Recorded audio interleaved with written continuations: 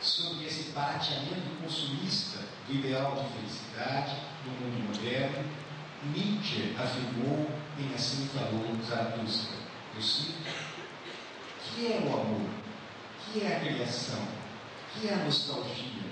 Que é a estrela? Assim pergunta o último homem e pisca os olhos. A terra tornou-se pequena, então, e nela saltita o último homem que torna tudo pequeno. Nós inventamos a felicidade, dizem os últimos homens, e piscam os olhos. Eles abandonaram as regiões onde adulto viveu, pois afinal a gente precisa de calor.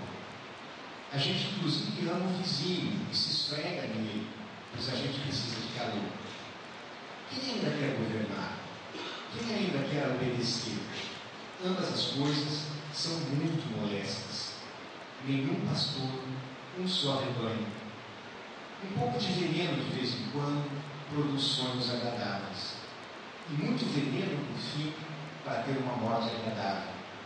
Todos querem o mesmo, todos são iguais. Quem sente de outra maneira, parte voluntariamente para o hospício.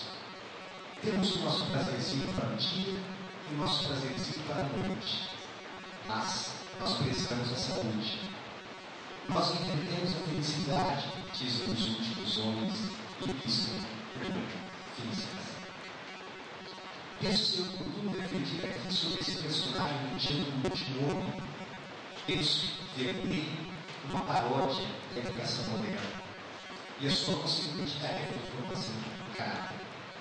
É doloroso ter que admitir, mas nossa inspiração suprema atualmente vai justo no sentido da felicidade dos últimos dias.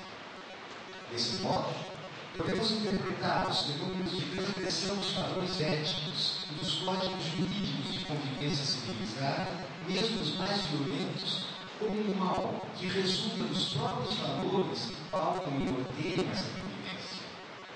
E, no entanto, para os responsáveis, para as pessoas consideradas lúcidas e normais, a última rácio é o recurso à forma geral da punição. Uma modalidade qualquer de aprisionamento correcional, seja o cárcere penitenciário, seja o hospício. Pergunto: que sentido pode fazer esse recurso exclusivo como o natural e imediato à prisão, ao banimento, ao silêncio, à correção de tipo penal, impostos àqueles que não foram capazes de resistir exatamente à sedução das promessas, à corrente que os arrastava, a dinâmica do próprio sistema que agora exige punição e a lógica dos valores que procura justificar e legitimar essa. Que sentido pode haver em suprimir a liberdade daqueles a quem informamos precisamente para tornar capazes de exercê-la de modo responsável e cidadão? Nos interessa uma maneira eficaz de delegar para nós mesmos a nossa comum privação de liberdade, com a qual nos complacemos, mergulhados nessa cândida inocência e nessa gorda felicidade dos últimos homens? Eu já tive a oportunidade de escrever um artigo publicado no final do ano passado, em tempos de instabilidade e turbulência, quando as situações emergenciais e críticas exigem de nós a reflexão sobre a razão de ser do nosso estado presente e as perspectivas do futuro. Temos que reconhecer que, em tais circunstâncias, teremos a recorrer a dados de salvação que nos orientem em meio ao aturdimento e que naufragam os nossos esforços de compreensão.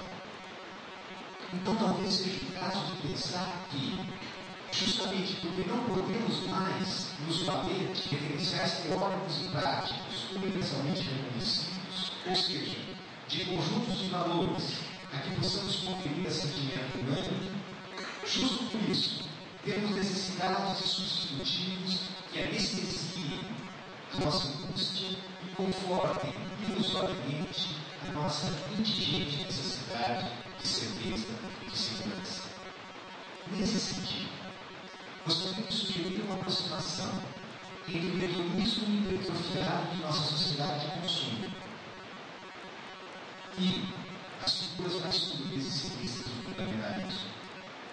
Em ambos os casos, o que se manifesta é uma necessidade compulsiva fanática de certeza, de gratificação, de segurança. Necessidade tanto mais séria e obsessiva, quando mais fundo se vivencia um sentimento torturante, corrosivo, ainda que na maioria das vezes inconsciente e inarticulado. Refiro àquela sensação difusa de que os valores a que recorremos, de fato, estão irrefreavelmente no processo de dissolução, de que eles não são capazes de dar sustentação, de definir um horizonte normativo que atua como norte para a nossa existência. No caso do consumo, sentimos como que as nossas costas, que o paraíso dos prazeres que podemos conquistar, no passe paliativo, que ele não pode medir o duro e cruel princípio de realidade que ele nos ajuda temporariamente a esquecer.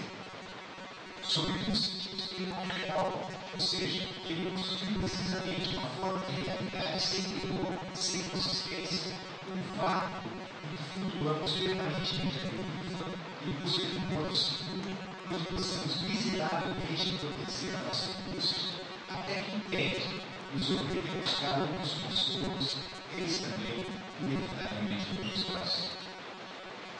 Como fundamentalismo, a aparente compreensão granítica das convicções assumidas constitui talvez o indício mais eloquente da fragilidade que se encontra em sua origem, pois é necessária a certeza absoluta lá onde a insegurança ameaça com maior poder de desestabilização.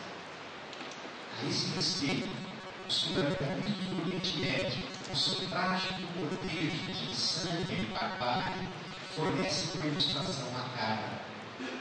Os quadros atuais do capitalismo avançado, as grandes formas tradicionais de constituição de totalidades identitárias, como a nação e o Estado, se tornaram, é triste dizer, agentes financeiros e suportes institucionais das bolsas de valores, cujos fluxos de capital globalizam pelos mercados as antigas soberanias nacionais, dissolvendo as matrizes formadoras de uma identidade coletiva regional. Desse modo, é apenas sob a forma de um apego fanático a uma pretensa pureza originária dos dogmas fundamentais que outrora definiam a identidade étnica e cultural do povo, que se pode contornar o desespero causado pela contaminação inevitável da verdade primitiva pelo poder afastador, a técnica planetária que unifica pela infinita valorização do capital e pela compulsão patológica do consumo todas as antigas comunidades nacionais. Desse modo, é justamente onde a exigência é maior, onde mais é vivido de modo surdo, subterrâneo e inconsciente o sentimento de vazio, a falta de resposta para a incômoda pergunta por quê. É aí, muitas vezes, que se manifesta o mais incondicional e refletido apego a convicções últimas e definitivas. Nesse caso, nem as certezas pretensamente absolutas do fundamentalismo, nem as promessas douradas de segurança e felicidade total podem nos conduzir a qualquer saída autêntica e madura. Talvez se possa dizer o mesmo de nossa certeza quando algumas soluções cosméticas a que se aferra o curto alcance de nossa reflexão, como, por exemplo, a crença de que soluções como a legalização da pena de morte, a redução da crueldade penal, possam por si sós ser eficazes contra deficiências estruturais e problemas sistêmicos de nossa sociedade. Talvez pudesse ser mesmo quanto a nossa crença ingênua nos poderes e individualidades da prisão como paraceio universal para a delinquência e a escalada da violência que desestabiliza nossas vidas. Já prefiguro a objeção que certamente seria feita a um raciocínio como esse. Consideramos que as nossas certezas declinaram, como a prisão, como forma de tal condição, consideramos que elas não sejam mais eficazes que remédios jurídicos. Afinal, desde algumas décadas se repete a Áustria, os infindáveis discursos sobre o fracasso das diversas formas de encerramento e privação de liberdade como medida de reparação e de aprendizado. No entanto, o que é proposto positivamente como uma alternativa viável, mas concretamente, quem nos tornou? A resposta que poderiam apresentar a essa objeção de Deus é, confesso, de alguma maneira frustradora de expectativas exaltadas. Como tantos outros, penso que o problema é grande demais para que uma solução pronta e inequívoca possa ser de imediato formulada. Minha convicção é que a primeira tarefa consiste em tomar consciência de que o nosso delírio de onipotência pode ter consequências mais funestas do que o modesto e humilde reconhecimento de que estamos diante de dificuldades cuja magnitude e importância exigem de nós prudência, cautela, lucidez e realismo. É possível que o reconhecimento da insuficiência que nos encontramos seja o primeiro passo de uma longa e penosa caminhada em busca de recursos e de soluções. Não é nos inflamando com arrebatamentos ilusórios que poderemos chegar ao lugar de onde se possa vislumbrar alguma esperança. Em uma palavra, talvez só no cometimento possamos superar o inimigo. Talvez seja comum um esforço de todos nós, professores, estudantes, membros interessados e responsáveis da sociedade, uma somatória de nossos esforços limitados e recursos precários, na forma, por exemplo, de comissões de estudos e grupos de ação constituídas inter e transdisciplinarmente, reunindo juristas, economistas, cientistas sociais, assistentes sociais, criminólogos, filósofos, antropólogos, educadores, religiosos, policiais, setores organizados da sociedade civil, como por exemplo a OAB, Escola de Ministério Público e Magistratura. Talvez assim, na soma dos nossos esforços comuns, os nossos horizontes possam se ampliar e permitir que se descortine um panorama menos sombrio para o nosso futuro. Talvez nunca tenha sido tão atual a verdade contida mais uma vez na sabedoria evangélica. É na fraqueza que somos fortalecidos. Ou seja, talvez sejamos capazes de nos tornar mais fortes quando tivermos renunciado ao delírio infantil de impotência, quando crescermos e amadurecermos o suficiente para poder renunciar também a certeza das leis absolutas e as condições supostamente definitivas. Peço licença para concluir, retomando a frase que encerrei o artigo publicado no ano passado, ao qual uma vez já fiz referência hoje. Talvez esta seja mais uma última lição de humildade e modéstia numa época que tem notórias dificuldades como o sul. Muito obrigado a todos vocês pela paciência.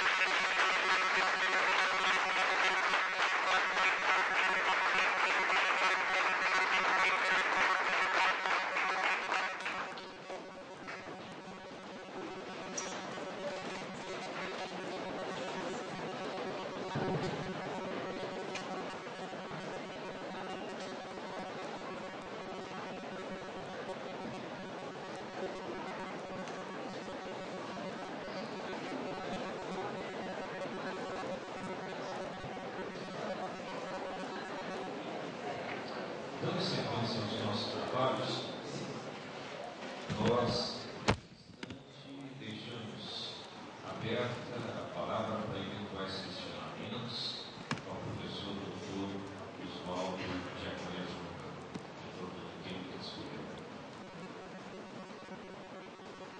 Dando aqueles que desejarem fazer questionamento, basta ir a mão do plenário, que podem fazer os eventuais perguntas.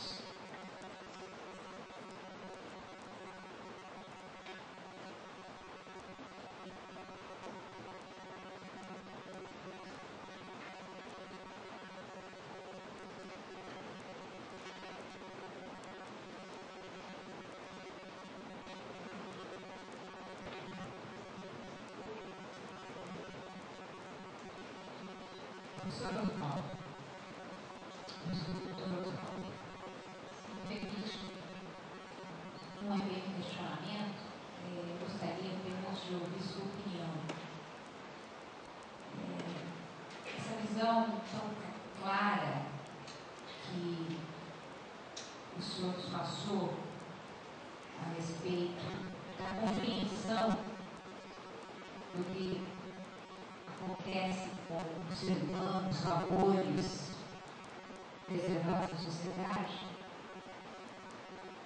Eu gostaria de ouvir sua opinião a respeito de por que hoje essa sociedade que assiste a esse panorama só consegue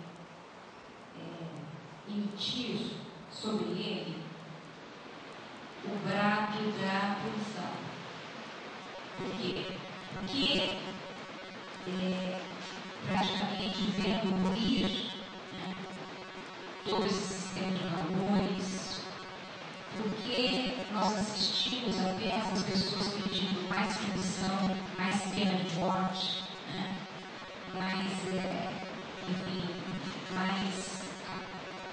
apertamento do sistema jurídico, no sentido de mais encarceramento, como a única solução para essa situação caótica.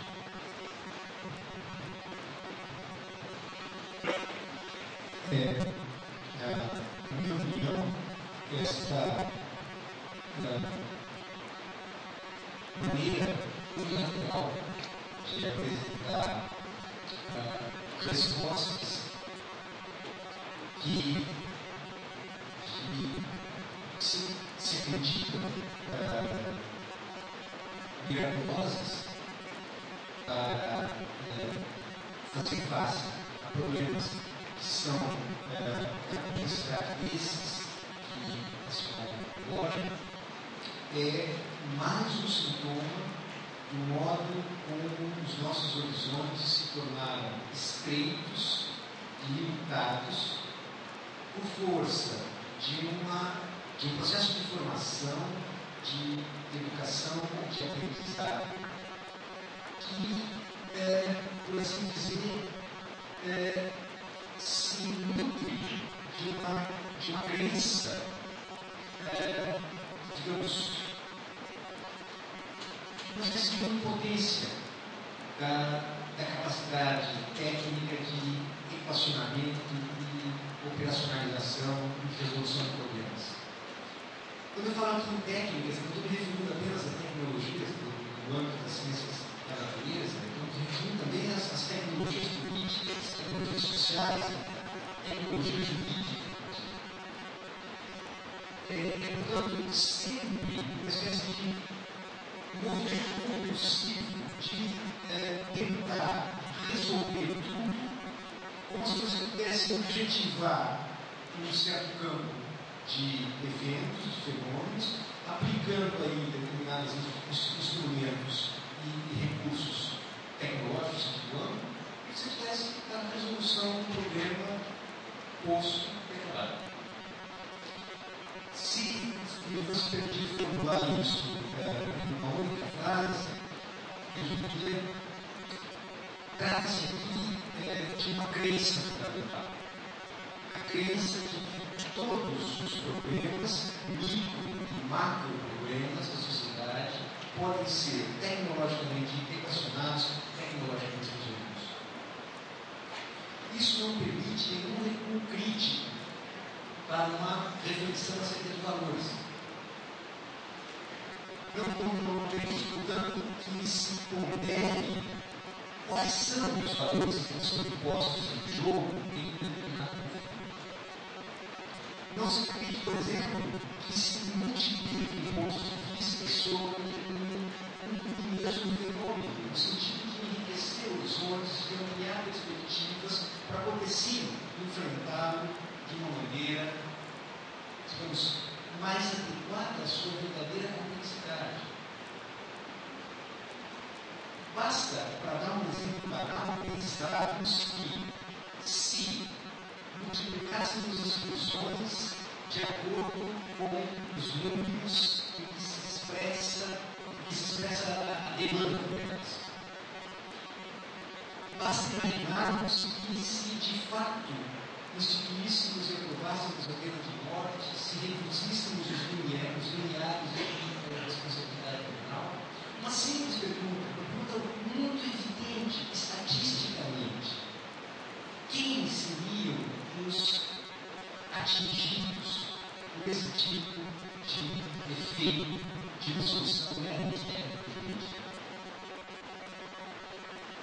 que camadas, estratos da população estariam ali estatisticamente representados no nosso aplicativo. Ou seja, dizendo de maneira bem concreta, quem seria o mundo? Será que nós estaremos realmente vendo aí, equacionando esse tipo de fenômeno por uma ótica de justiça, se lidássemos com essas ferramentas técnicas jurídicas simplesmente a funcionando especificamente? É justamente isso que eu chamo de posição de modéstia, de partida. Trata-se de reconhecer um problema muito mais complexo do que aquilo que nós imaginamos. E que individualmente, setorialmente, nós somos incapazes de formular uma solução que esteja à altura da magnitude do problema.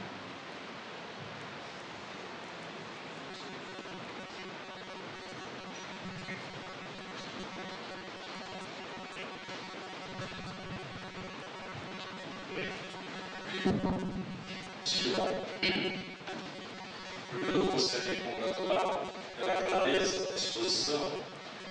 Mas tem algo que me chama a atenção nas últimas leituras. A leitura, por exemplo, com relação ao poder possível viver junto, sendo diferentes, a Doriquines com relação à questão da modernidade do indivíduo. No artigo do Norbert Elias, em 1939, a Sociedade dos Indivíduos, trazendo uma agora. Então, a questão que eu faço, a pergunta que eu faço ao senhor, é que relação a gente poderia estabelecer, partindo mesmo do FMI, do Doriquines, do Norbert Elias, entre a globalização e o reflexo no indivíduo. E a resposta desse indivíduo, acho que você foi muito claro, a questão narcisística, sobretudo com relação ao culto, ao corpo. Então, qual a diferença da globalização, a questão da ética e a questão da violência? Por favor. Muito feliz com as questões que são colocadas, porque não apenas elas atingem o coração, elas atingem escopo, aspectos fundamentais que, por uma questão de tempo, consideração dessas pessoas,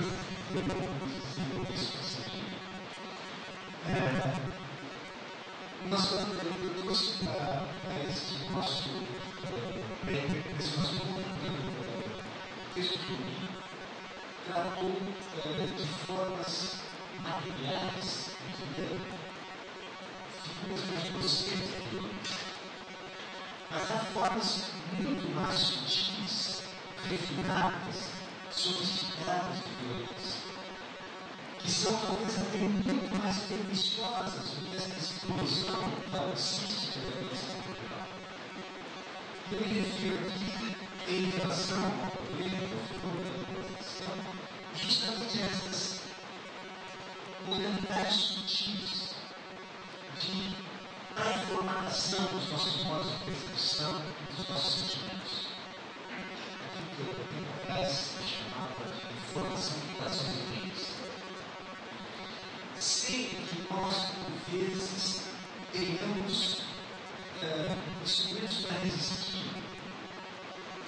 Nós somos como que pré-determinados das nossas opiniões, dos nossos sentimentos, das nossas ações, por parte de mecanismos impessoais de formação da opinião, que estão diretamente ligados aos interesses da indústria cultural. Então, o que nós temos são nichos de resistência privada, mas de fato nunca verdadeira individualidade. Em uma sociedade de massa, o que nós temos não são propriamente indivíduos singulares, mas são peças de engrenagem que são descartadas na medida do seu uso e da sua conveniência. Então, hoje é possível, num mundo globalizado como o nosso, que nós nos desculpemos sobre essa questão para outro país, substituir para outro território, enfim, e digamos, perfeitas, plenas condições de nos adaptar às circunstâncias do local para onde nos transportamos, precisamente porque o regime das necessidades e dos desejos estão mesmo carregados.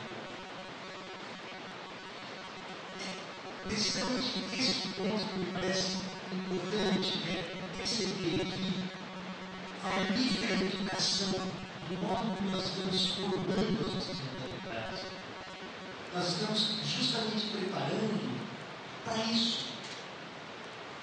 Ou seja, para uma espécie de gosto padronizado, opinião padronizada, mente padronizada, e isso envolve pobres e ricos, bonitos e feios, como eu disse, em qualquer mundo. Como resgatar, de fato, uma dimensão singular de individualidade, se o processo coletivo, social de educação se encontra ele próprio tomado nas redes dessa produção quase infinita de Jesus?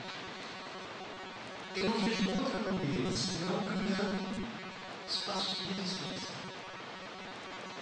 Ou seja, locais como as faculdades de direito, por exemplo, não apenas as faculdades de direito, mas as universidades, por exemplo, têm aqui um papel essencial, porque são nelas que, por um lado, se exerce, mas que profissionalmente, a atividade intelectual, mas é nela também que se dá a formação daqueles que vão intervir nos setores decisivos da sociedade e da vida política.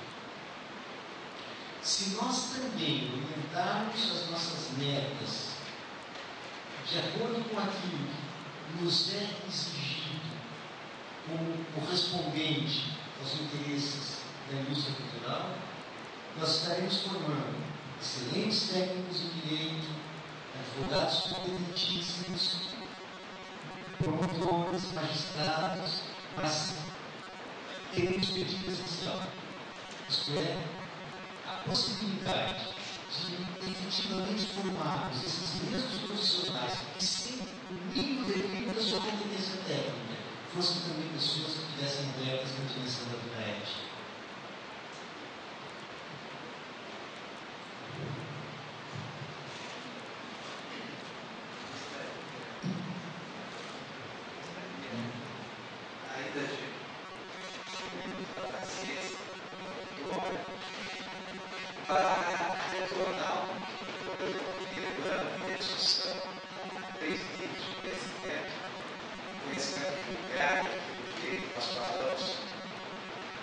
Em função da percepção que nós temos, veículos de comunicação, etc., para nós, direitos que é mais ou menos praticamente conhecimento rápido, conhecimento científico que não se contenta com essa percepção singela do objeto do conhecimento e propor explicações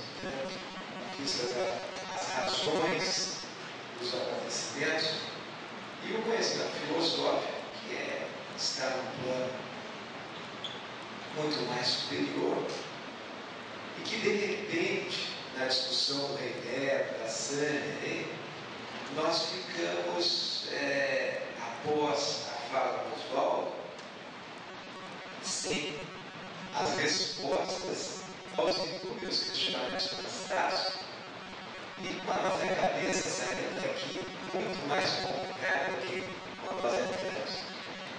O filósofo tem de fato